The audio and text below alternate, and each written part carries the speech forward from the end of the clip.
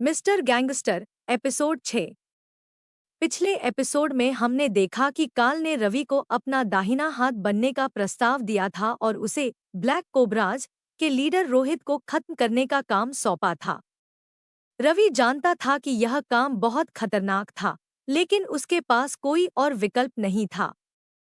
उसने अपने दोस्तों के साथ मिलकर रोहित को खत्म करने की योजना बनाई। रवि और उसके दोस्तों ने रोहित के बारे में जानकारी जुटाई। उन्हें पता चला कि रोहित हर रात एक बार में जाता था और वह अक्सर अकेला होता था। रवि ने अपने दोस्तों के साथ योजना बनाई। वे रोहित के बार में जाएंगे और उसे मारेंगे। रात को वे चारों रोहित के बार में पहुंचे। बार में बहुत भीड़ थी और वहां का माहौल बहुत ही तनावपूर्ण था। रवि ने अपने दोस्तों से कहा, हम यहाँ ज्यादा देर नहीं रुकेंगे। हमें जल्दी से काम खत्म करके निकलना होगा। वे रोहित को ढूंढने लगे। तभी उन्होंने रोहित को देखा। वह बार में एक कोने में बैठा था और अकेला था। रवि ने अपने दोस्तों से कहा, चलो अब हमारा काम शुरू होता है। रवि, समीर, राज और मोहित धीरे धीरे रोहित के पास पहुंचे। जैसे ही वे रोहित के पास पहुंचे, रोहित ने उन्हें देख लिया।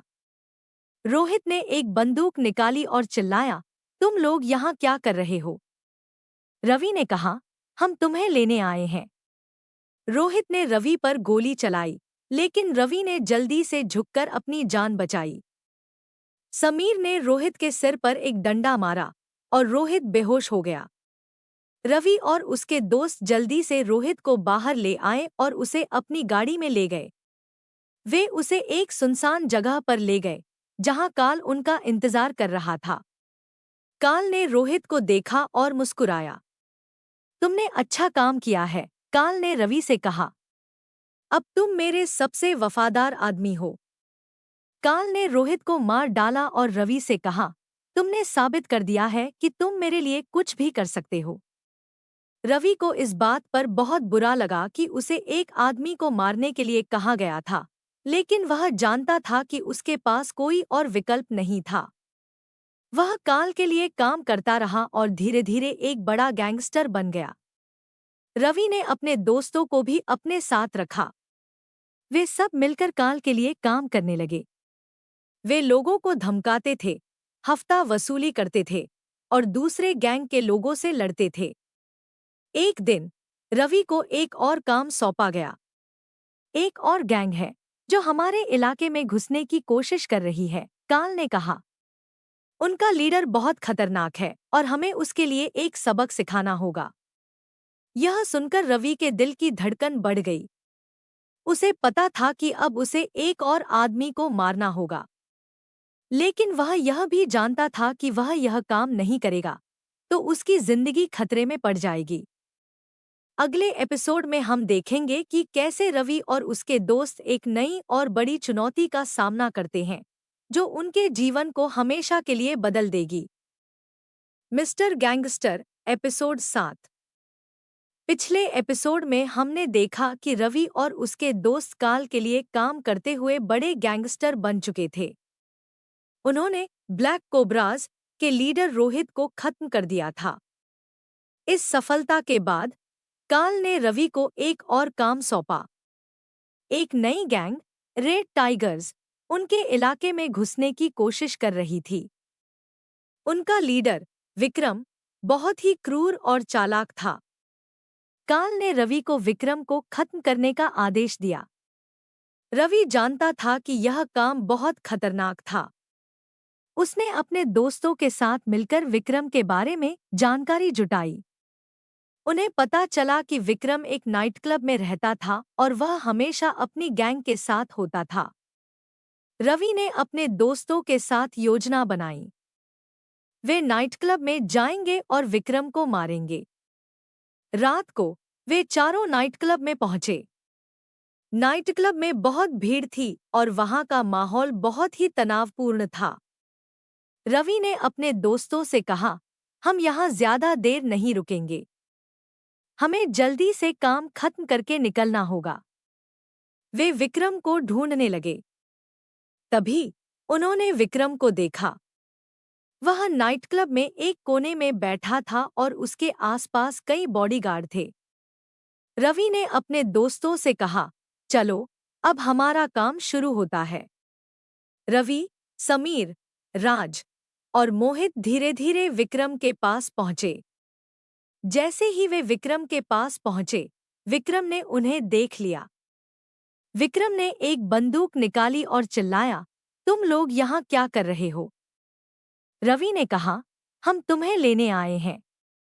विक्रम ने रवि पर गोली चलाई, लेकिन रवि ने जल्दी से झुककर अपनी जान बचाई। समीर ने विक्रम के सिर पर एक डंडा मारा और विक्रम बेहोश हो गया। रवि और उसके दोस्त जल्दी से विक्रम को बाहर ले आए और उसे अपनी गाड़ी में ले गए। वे उसे एक सुनसान जगह पर ले गए, जहां काल उनका इंतजार कर रहा था। काल ने विक्रम को देखा और मुस्कुराया। तुमने अच्छा काम किया है, काल ने रवि से कहा।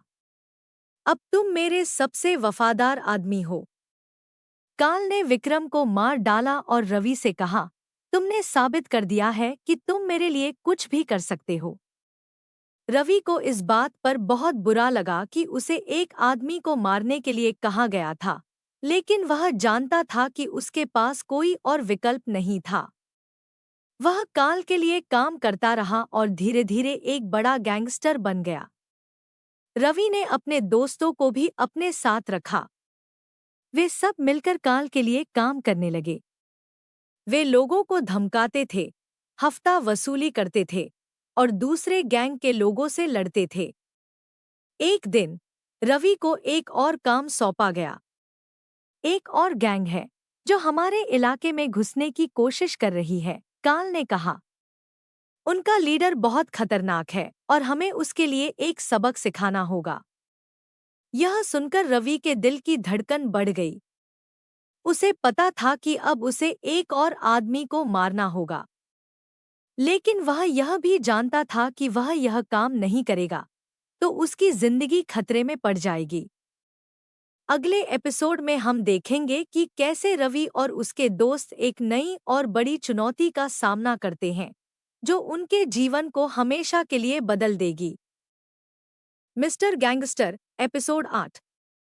पिछले एपिसोड में हमने देखा कि रवि और उसके दोस्त काल के लिए काम करते हुए बड़े गैंगस्टर बन चुके थे। उन्होंने कई गैंगों को खत्म कर दिया था।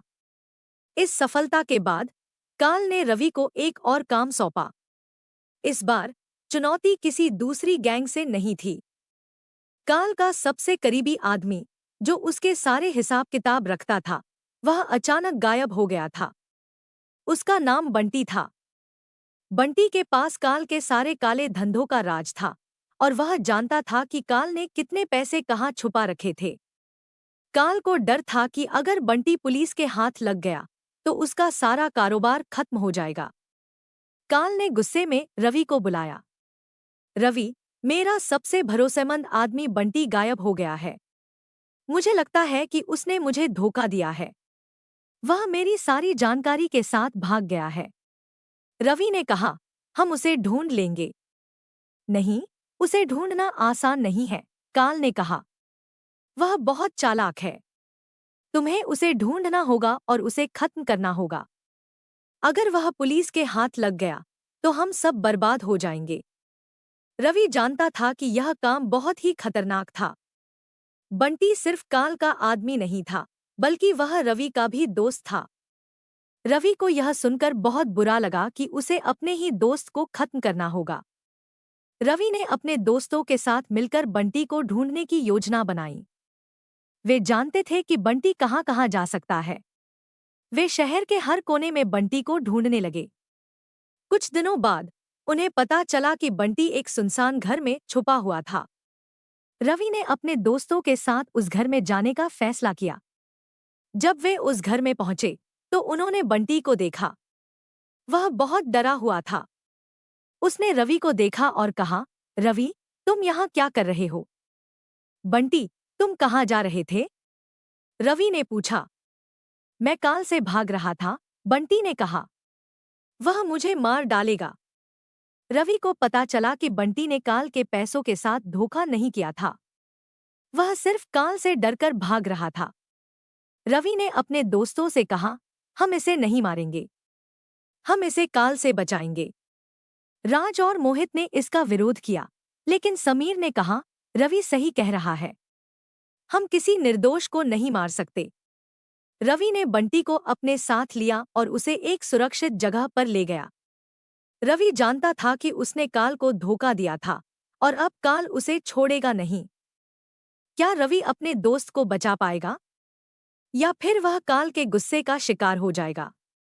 अगले एपिसोड में हम देखेंगे कि कैसे रवि और उसके दोस्त काल से बचते हैं और एक नई दुनिया में कदम रखते हैं। Mister gangster episode 9। पिछले एपिसोड में हमने देखा कि रवि ने काल के आदेश के खिलाफ जाकर अपने दोस्त बंटी को बचाने का फैसला किया था। रवि जानता था कि ऐसा करके उसने काल को सीधा धोखा दिया है और अब काल उसे छोड़ेगा नहीं। रवि ने अपने दोस्तों के साथ मिलकर एक सुरक्षित ठिकाने पर बंटी को छिपाया। उस रात रवि के फोन पर काल का कॉल आया। कॉल उठाते ही काल की भारी और गुस्से वाली आवाज सुनाई दी, रवि, मुझे पता चला है कि बंटी तुम्हारे पास है। तुमने मुझे धोखा दिया है, तुमने मेरे साथ गद्दारी की है। रवि ने कहा, काल साहब, बंटी ने आपको धोखा नहीं दिया था, वह सिर्फ आपसे डरकर भाग रहा था। झूठ! काल चिल्लाया, उसने मेरे सारे राज और पैसों का हिसाब ले लिया है। अगर तुमने उसे मुझे नहीं सौंपा तो मैं तुम्हारे परिवार को खत्म कर दूंगा। रवि को पता था कि काल अपनी धमकी पर कायम रहेगा।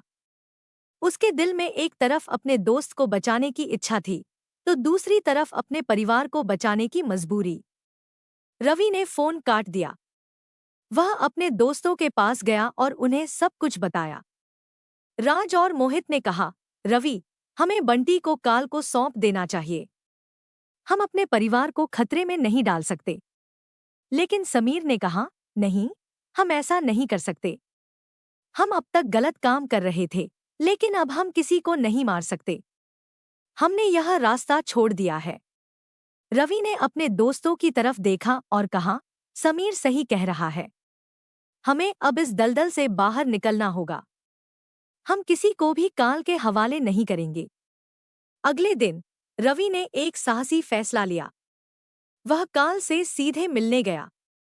रवि अकेला ही गया, क्योंकि वह जानता था कि अगर उसके दोस्त भी उसके साथ होते तो उनका भी जीवन खतरे में पड़ जाता। काल के अड्डे पर पहुंचकर रवि ने देखा कि वहां का माहौल बहुत ही तनावपूर्ण था। काल अपने सिंहासन पर बैठा था और उसकी आंखों में आग थी। तुम यहाँ क्यों आए हो? काल ने गुस्से में पूछा। मैं बंटी को बचाने आया हूँ, रवि ने कहा। तुम उसे बचा नहीं सकते, उसने मुझे धोखा दिया है, उसे मरना होगा, काल ने कहा। उसने आपको धोखा नहीं दिया है, रवि ने कहा। वह सिर्फ आपकी क्रूरता से डरकर भाग रहा था। आप गलत हैं।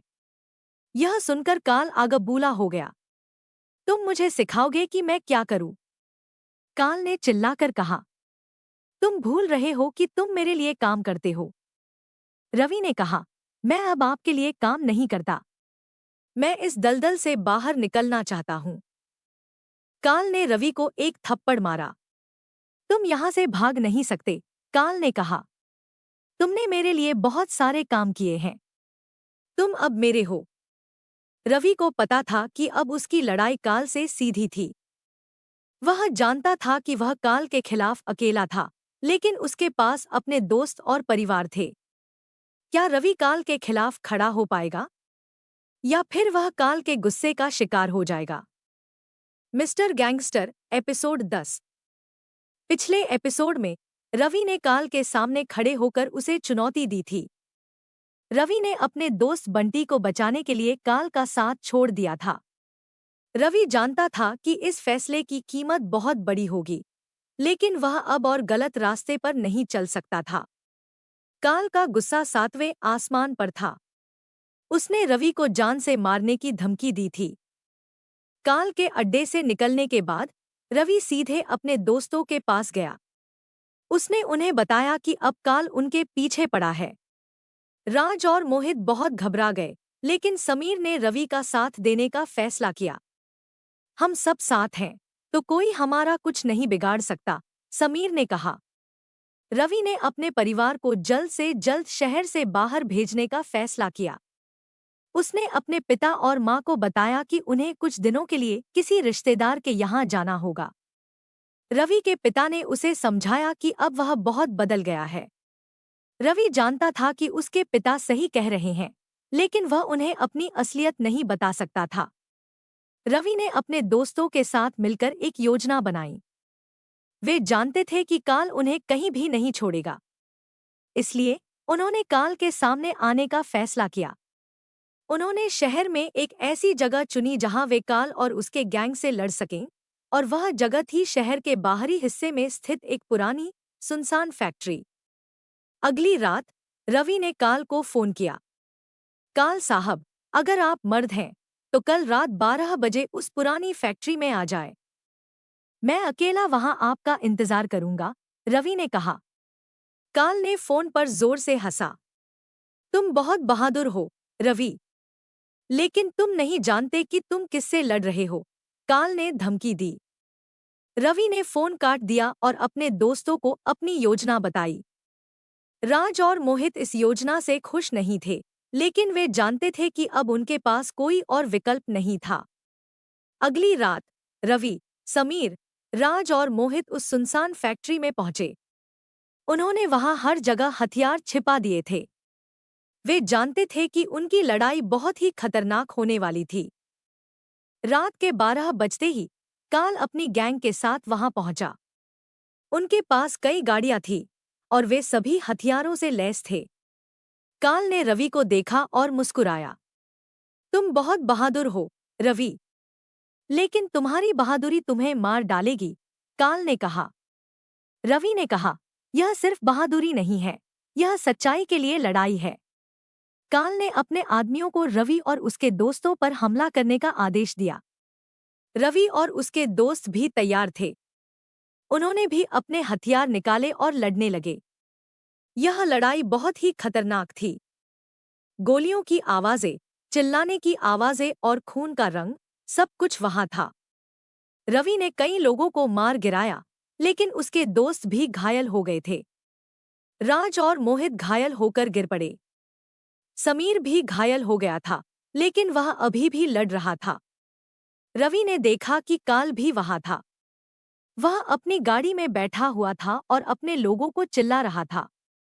रवि ने फैसला किया कि उसे काल को खत्म करना होगा। उसने अपनी आखिरी बंदूक उठाई और काल की गाड़ी की तरफ दौड़ा। क्या रवि इस लड़ाई को जीत पाएगा? क्या वह काल को खत्म कर पाएगा? या फिर वह और उसके दोस्त इस लड़ाई में हार जाएंगे?